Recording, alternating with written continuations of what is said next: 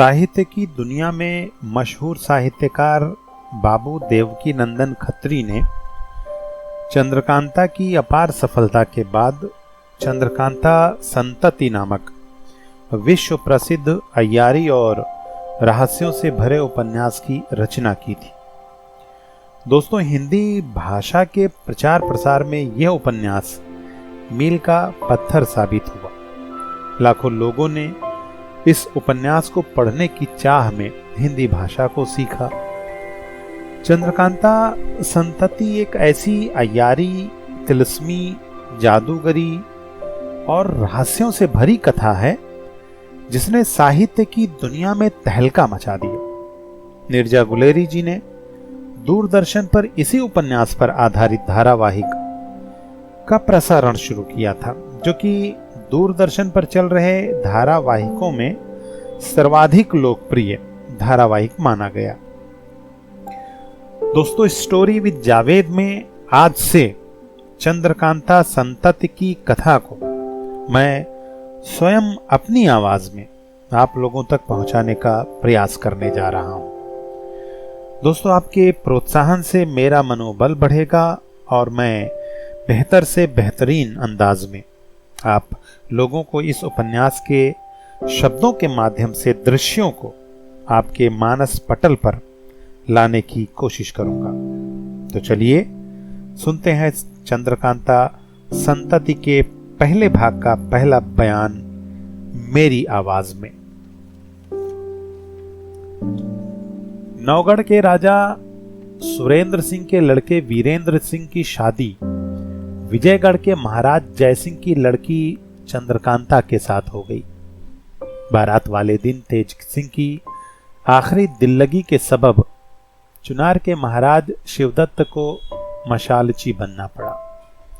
बहुतों की ये राय हुई कि महाराज शिवदत्त का दिल अभी तक साफ नहीं हुआ, इसलिए अब इनको कैद में ही रखना मुनासिब है। मगर महाराज सुरेंद्र सिंह ने इस बात को नापसंद करते हुए कहा, महाराज शिवदत्त को हम छोड़ चुके हैं। इस वक्त जो तेज सिंह से इनकी लड़ाई हो गई, यह हमारे साथ बैर रखने का सबूत नहीं हो सकता। आखिर महाराज शिवदत्त क्षत्रिय हैं। जब तेज सिंह उनकी सूरत बन बेइज्जती करने पर उतारू हो गए, तो ये देखकर भी वो कैसे बर्दाश्त कर सकते थे। मैं ये भी नहीं कह सकता कि महाराज शिवदत्त का दिल हम लोगों की तरफ से बिल्कुल साफ हो गया, क्योंकि अगर उनका दिल साफ हो जाता तो इस बात को छिप कर देखने के लिए आने की क्या जरूरत थी। तो भी ये समझकर कि तेज सिंह के साथ उनकी ये लड़ाई हमारी दुश्मनी के सबब नहीं कही जा सकती, हम फिर इनको छोड़ देते हैं। अगर अब भी ये हमारे साथ दुश्मनी करेंगे तो क्या हर्ज है, ये भी मर्द हैं और हम भी मर्द हैं, देखा जाएगा। महाराज शिवदत्त फिर छूटकर न मालूम कहां चले गए। वीरेंद्र सिंह की शादी होने के बाद महाराज सुरेंद्र सिंह और जयसिंह की राय से चपला की शादी तेज सिंह के साथ और चंपा की शादी देवी सिंह के साथ की गई। चंपा दूर के नाते में चपला की बहन होती थी। बाकी सब अय्यारों की शादी हुई थी। उन लोगों की घर गृहस्थी चुनार ही में थी। अदल बदल करने की जरूरत ना पड़ी, क्योंकि शादी होने के थोड़े ही दिन बाद बड़े धूमधाम के साथ कुंवर वीरेंद्र सिंह चुनार की गद्दी पर बैठाए गए और कुंवर छोड़ राजा कहलाने लगे। तेज सिंह उनके राज दीवान मुकर्रर हुए और इसलिए सब अय्यारों को भी चुनार ही में रहना पड़ा। सुरेंद्र सिंह अपने लड़के को आंखों के सामने से हटाना नहीं चाहते थे। लाचार नौगढ़ की गद्दी फतेह सिंह के सुपुर्द कर वे भी चुनार ही रहने लगे। मगर राज्य का काम बिल्कुल वीरेंद्र सिंह के जिम्मे था। हाँ, कभी कभी राय दे देते थे। तेज सिंह के साथ जीत सिंह भी बड़ी आजादी के साथ चुनार में रहने लगे। महाराज सुरेंद्र सिंह और जीत सिंह में बहुत मोहब्बत थी और वो मोहब्बत दिन दिन बढ़ती गई। असल में जीत सिंह इसी लायक थे कि उनकी जितनी कद्र की जाती थोड़ी थी। शादी के 2 बरस बाद चंद्रकांता को लड़का पैदा हुआ। उसी साल चपला और चंपा को भी लड़का पैदा हुआ। इसके 3 बरस बाद चंद्रकांता ने दूसरे लड़के का मुख देखा। चंद्रकांता ने बड़े लड़के का नाम इंद्रजीत सिंह, छोटे का नाम आनंद सिंह, चपला के लड़के का नाम भैरव सिंह और चंपा के लड़के का नाम तारा सिंह रखा गया। जब ये चारों लड़के कुछ बड़े और बातचीत करने लायक हुए, तब इनके लिखने पढ़ने और तालीम का इंतजाम किया गया और राजा सुरेंद्र सिंह ने इन चारों लड़कों को जीत सिंह की शागिर्दी और हिफाजत में छोड़ दिया। भैरव सिंह और तारा सिंह अय्यारी के फन में बड़े तेज और चालाक निकले। इनकी अय्यारी का इम्तिहान बराबर लिया जाता था। जीत सिंह का हुक्म था कि भैरव सिंह और तारा सिंह कुल अय्यारों को, बल्कि अपने बाप तक को धोखा देने की कोशिश करे और इसी तरह पन्नालाल वगैरह अय्यार भी उन दोनों लड़कों को भुलावा दिया करें। धीरे धीरे ये दोनों लड़के इतने तेज और चालाक हो गए कि पन्नालाल वगैरह की अय्यारी इनके सामने दब गई। भैरव सिंह और तारा सिंह, इन दोनों में चालाक ज्यादा कौन था, इसके कहने की कोई जरूरत नहीं। आगे मौका पड़ने पर आप ही मालूम हो जाएगा। हाँ, इतना कह देना जरूरी है कि भैरव सिंह को इंद्रजीत सिंह के साथ और तारा सिंह को आनंद सिंह के साथ ज्यादा मोहब्बत थी। चारों लड़के होशियार हुए, अर्थात इंद्रजीत सिंह, भैरव सिंह और तारा सिंह की उम्र 18 वर्ष की और आनंद सिंह की उम्र 15 वर्ष की हुई। इतने दिनों तक चुनार राज्य में बराबर शांति रही, बल्कि पिछली तकलीफें और महाराज शिवदत्त की शैतानी एक स्वप्न की तरह सभी के दिल में रह गई। इंद्रजीत सिंह को शिकार का बहुत शौक था। जहां तक मन पड़ता वे रोज शिकार खेला करते। एक दिन किसी बनरखे ने, जो जंगलों की जानकारी या हिफाजत के लिए नौकर तैनात किए जाते हैं, उनको बनरखा कहा जाता है। एक दिन किसी बनरखे ने हाजिर होकर बयान किया कि इन दिनों फलाने जंगल की शोभा खूब बढ़ी चढ़ी है। शिकार के जानवर भी इतने आए हुए हैं कि अगर वहां महीना भर टिक कर शिकार खेला जाए तो भी ना घटे और कोई दिन खाली ना जाए। ये सुन दोनों भाई बहुत खुश हुए। अपने बाप राजा वीरेंद्र सिंह से शिकार खेलने की इजाजत मांगी और कहा कि हम लोगों का इरादा 8 दिन तक जंगल में रहकर शिकार खेलने का है। इसके जवाब में राजा वीरेंद्र सिंह ने कहा, इतने दिनों तक जंगल में रहकर शिकार खेलने का हुक्म मैं नहीं दे सकता, अपने दादा से पूछो। अगर वे हुक्म दे तो कोई हर्ज नहीं। ये सुनकर इंद्रजीत सिंह और आनंद सिंह ने अपने दादा महाराज सुरेंद्र सिंह के पास जाकर अपना मतलब अर्ज किया। उन्होंने खुशी से मंजूर किया और हुक्म दिया कि शिकारगाह में इन दोनों के लिए खेमा खड़ा किया जाए और जब तक ये शिकारगाह में रहें 500 फौज बराबर इनके साथ रहे। शिकार खेलने का हुक्म पा इंद्रजीत सिंह और आनंद सिंह बहुत खुश हुए और अपने दोनों अय्यार भैरव सिंह और तारा सिंह को साथ ले मैं 500 फौज के चुनार से रवाना हुए। चुनार से 5 कोस दक्षिण एक घने और भयानक जंगल में पहुंचकर उन्होंने डेरा डाला। दिन थोड़ा बाकी रह गया, इसलिए ये राय ठहरी कि आज आराम करें, कल सवेरे शिकार का बंदोबस्त किया जाए। मगर बनरखों को शेर का पता लगाने के लिए आज ही कह दिया जाएगा। भैंसा बांधने की कोई जरूरत नहीं, शेर का शिकार पैदल ही किया जाएगा। दूसरे दिन सवेरे बनरखों ने हाजिर होकर उनसे अर्ज किया, इस जंगल में शेर तो हैं, मगर रात हो जाने के सबब हम लोग उन्हें अपनी आंखों से न देख सके। अगर आज के दिन शिकार न खेला जाए तो हम लोग देखकर उनका पता दे सकेंगे। आज के दिन भी शिकार खेलना बंद किया गया। पहर भर दिन बाकी रहे। इंद्रजीत सिंह और आनंद सिंह घोड़ों पर सवार हो अपने दोनों अय्यारों को साथ ले घूमने और दिल बहलाने के लिए डेरे से बाहर निकले और टहलते हुए दूर तक चले गए।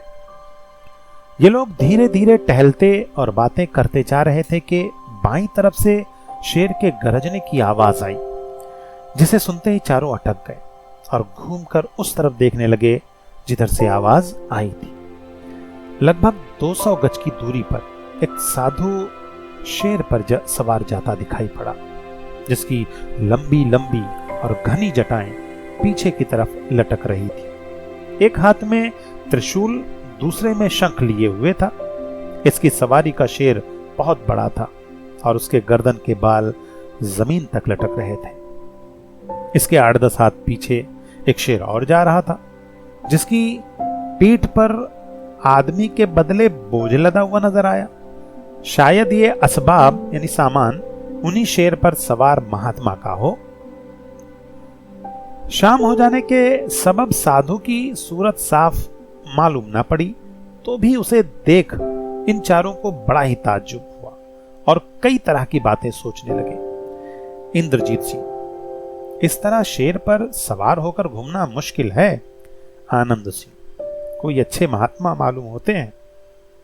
भैरव सिंह, पीछे वाले शेर को देखिए जिस पर असबाब लदा हुआ है, किस तरह भेड़ की तरह सिर नीचे किया जा रहा है। तारा सिंह, शेरों को बस में कर लिया है। इंद्रजीत सिंह, जी चाहता है उनके पास चलकर दर्शन करें। आनंद सिंह, अच्छी बात है, चलिए पास से देखें कैसा शेर है। तारा सिंह, बिना पास गए महात्मा और पाखंडी में भेद ना मालूम होगा। भैरव सिंह, शाम तो हो गई है, खैर चलिए आगे से बढ़कर रोकें। आनंद सिंह, आगे से चलकर रोकने से बुरा ना माने। भैरव सिंह, हम अय्यारों का पेशा ही ऐसा है कि पहले तो उनका साधु होना ही विश्वास नहीं करते। इंद्रजीत सिंह, आप लोगों की क्या बात है, जिनकी मूछ हमेशा ही मुड़ी रहती है। खैर चलिए तो सही। भैरव सिंह, चलिए। चारों आदमी आगे से घूमकर बाबा जी के सामने गए, जो शेर पर सवार जा रहे थे। इन लोगों को अपने पास आते देख बाबा जी रुक गए। पहले तो इंद्रजीत सिंह और आनंद सिंह के घोड़े शेरों को देखकर अड़े, मगर फिर ललकारने से आगे बढ़े। थोड़ी दूर जाकर दोनों भाई घोड़ों से उतर पड़े। भैरव सिंह और तारा सिंह ने दोनों घोड़ों को पेड़ से बांध दिया। इसके बाद पैदल ही चारों आदमी महात्मा के पास पहुंचे।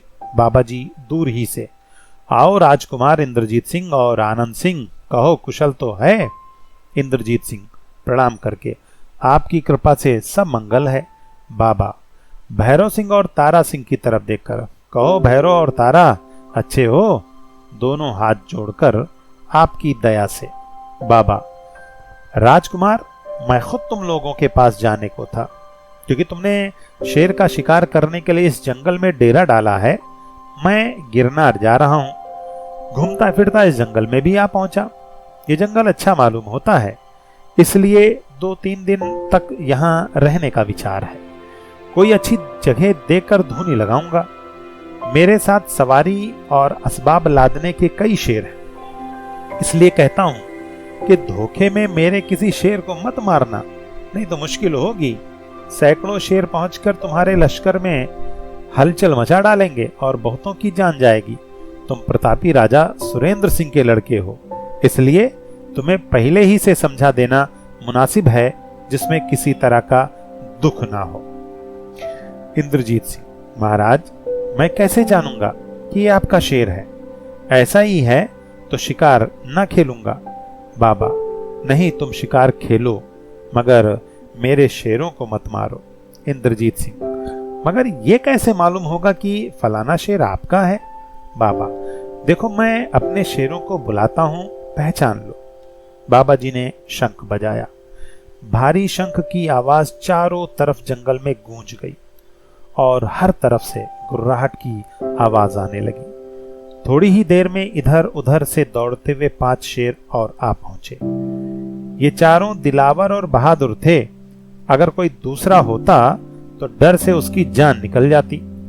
इंद्रजीत सिंह और आनंद सिंह के घोड़े शेरों को देखकर उछलने कूदने लगे, मगर रेशम के मजबूत बागडोर से बंधे हुए थे, इससे भाग ना सके। इन शेरों ने आकर बड़ी उधम मचाई। इंद्रजीत सिंह वगैरह को देखकर गरजने, कूदने और उछलने लगे, मगर बाबा जी के डांटते ही सब ठंडे हो सिर नीचा कर भेड़ बकरी की तरह खड़े हो गए। बाबा, देखो इन शेरों को पहचान लो, अभी 2-4 और हैं, मालूम होता है उन्होंने शंख की आवाज नहीं सुनी। खैर अभी तो इसी जंगल में हूं, उन बाकी शेरों को भी दिखला दूंगा। कल भर शिकार और बंद रखो। भैरव सिंह, फिर आपसे मुलाकात कहाँ होगी? आपकी धुनी किस जगह लगेगी? बाबा, मुझे तो यही जगह आनंद की मालूम होती है। कल इसी जगह आना, मुलाकात होगी। बाबा जी शेर से नीचे उतर पड़े और जितने शेर उस जगह आए थे वे सब बाबा जी के चारों तरफ घूमने तथा मोहब्बत से उनके बदन को चाटने और सूंघने लगे। ये चारों आदमी थोड़ी देर तक वहां और अटकने के बाद बाबा जी से विदा हो खेमे में आए। जब सन्नाटा हुआ तो भैरव सिंह ने इंद्रजीत सिंह से कहा, मेरे दिमाग में इस समय बहुत सी बातें घूम रही हैं। मैं चाहता हूं कि हम लोग चारों आदमी एक जगह बैठ कमेटी कर कुछ राय पक्की करें। इंद्रजीत सिंह ने कहा, अच्छा, आनंद और तारा को भी इसी जगह बुला लो। भैरव सिंह गए और आनंद सिंह तथा तारा सिंह को उसी जगह बुला लाए। उस वक्त सिवाय इन चारों के उस खेमे में और कोई न रहा। भैरव सिंह ने अपने दिल का हाल कहा, जिसे सभी ने बड़े गौर से सुना। इसके बाद पहर भर तक कमेटी करके निश्चय कर लिया कि क्या करना चाहिए। ये कमेटी कैसी हुई, भैरव सिंह का क्या इरादा हुआ और उन्होंने क्या निश्चय किया तथा रात भर ये लोग क्या करते रहे, इसके कहने की कोई जरूरत नहीं, समय पर सब खुल जाएगा। सवेरा होते ही चारों आदमी खेमे के बाहर हो और अपनी फौज के सरदार कंचन सिंह को बुला कुछ समझा बाबा जी की तरफ रवाना हो। जब लश्कर से दूर निकल गए, आनंद सिंह, भैरव सिंह और तारा सिंह तो तेजी के साथ चुनार की तरफ रवाना हुए और इंद्रजीत सिंह अकेले बाबा जी से मिलने गए। बाबा जी शेरों के बीच धुनी रमाए बैठे थे। दो शेर उनके चारों तरफ घूम घूम कर पहरा दे रहे थे। इंद्रजीत सिंह ने पहुंचकर प्रणाम किया और बाबा जी ने आशीर्वाद देकर बैठने के लिए कहा। इंद्रजीत सिंह ने बनिस्बत कल के आज दो शेर और ज्यादा देखे।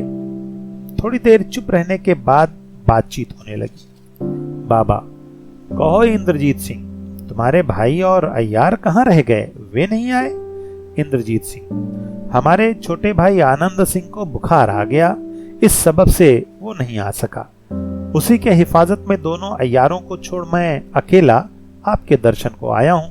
बाबा, अच्छा, क्या हर्ज है? आज शाम तक वो अच्छे हो जाएंगे। कहो, आजकल तुम्हारे राज्य में कुशल तो है? इंद्रजीत सिंह, आपकी कृपा से सब आनंद है।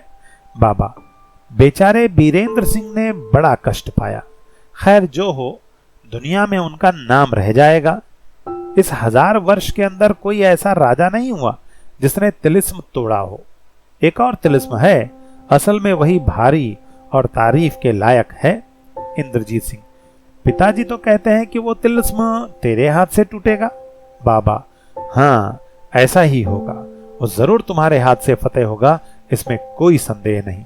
इंद्रजीत सिंह, देखें कब तक ऐसा होता है, उसकी ताली का तो कहीं पता ही नहीं लगता। बाबा, ईश्वर चाहेगा तो 1 ही 2 दिन में तुम उस तिलिस्म को तोड़ने में हाथ लगा दोगे। उस तिलिस्म की ताली मैं हूं। कई पुश्तों से हम लोग उस तिलिस्म के दारोगा होते चले आए हैं। मेरे परदादा, दादा और बाप उसी तिलिस्म के दारोगा थे।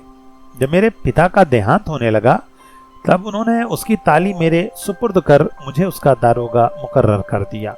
अब वक्त आ गया है कि मैं उसकी ताली तुम्हारे हवाले करूं, क्योंकि वो तिलिस्म तुम्हारे नाम पर बांधा गया है और सिवाय तुम्हारे कोई दूसरा उसका मालिक नहीं बन सकता। इंद्रजीत सिंह, तो अब देर क्या है? बाबा, कुछ नहीं, कल से तुम उसके तोड़ने में हाथ लगा दो। मगर एक बात तुम्हारे फायदे की हम कहते हैं। इंद्रजीत सिंह, वो क्या? बाबा, तुम उसके तोड़ने में अपने भाई आनंद को भी शरीक कर लो। ऐसा करने से दौलत भी दूनी मिलेगी और नाम भी दोनों भाइयों का दुनिया में हमेशा के लिए बना रहेगा। इंद्रजीत सिंह, उसकी तो तबीयत ही ठीक नहीं है। बाबा, क्या हर्ज है? तुम अभी जाकर जिस तरह बने उसे मेरे पास ले आओ। मैं बात की बात में उसको छंगा कर दूंगा। आज ही तुम लोग मेरे साथ चलो, जिसमें कल तिलिस्म टूटने में हाथ लग जाए, नहीं तो साल भर फिर मौका ना मिलेगा। इंद्रजीत सिंह, बाबा जी, असल तो यह है कि मैं अपने भाई की बढ़ती नहीं चाहता। मुझे यह मंजूर नहीं कि मेरे साथ उसका भी नाम हो। बाबा, नहीं नहीं, तुम्हें ऐसा ना सोचना चाहिए। दुनिया में भाई से बढ़ के कोई रत्न नहीं। इंद्रजीत सिंह, जी हाँ, दुनिया में भाई से बढ़ के रत्न नहीं तो भाई से बढ़ के कोई दुश्मन भी नहीं। ये बात मेरे दिल में ऐसी बैठ गई है कि उसके हटाने के लिए ब्रह्मा भी आकर समझावे बुझावे तो भी कुछ नतीजा ना निकलेगा। बाबा, बिना उसको साथ लिए तुम तिलिस्म नहीं तोड़ सकते। इंद्रजीत सिंह हाथ जोड़कर, बस तो जाने दीजिए, माफ कीजिए, मुझे तिलिस्म तोड़ने की जरूरत नहीं। बाबा, क्या तुम्हें इतनी जिद है? इंद्रजीत सिंह, मैं कह जो चुका कि ब्रह्मा भी मेरी राय पलट नहीं सकते। बाबा, खैर तब तुम ही चलो, मगर इसी वक्त चलना होगा। इंद्रजीत सिंह, हाँ हाँ, मैं तैयार हूं, अभी चलिए। बाबा जी उसी समय उठ खड़े हुए, अपनी गठड़ी मुठड़ी बांध एक शेर पर लाद दिया तथा दूसरे पर आप सवार हो गए। इसके बाद एक शेर की तरफ देखकर कहा, बच्चा गंगाराम, यहां तो आओ। वो शेर तुरंत इनके पास आया। बाबा जी ने इंद्रजीत सिंह से कहा, तुम इस पर सवार हो लो। इंद्रजीत सिंह कूदकर सवार हो गए और बाबा के साथ साथ दक्षिण का रास्ता लिया। बाबा जी के साथी शेर भी कोई आगे कोई पीछे, कोई बाएं कोई दाहिने हो, बाबा जी के साथ जाने लगे।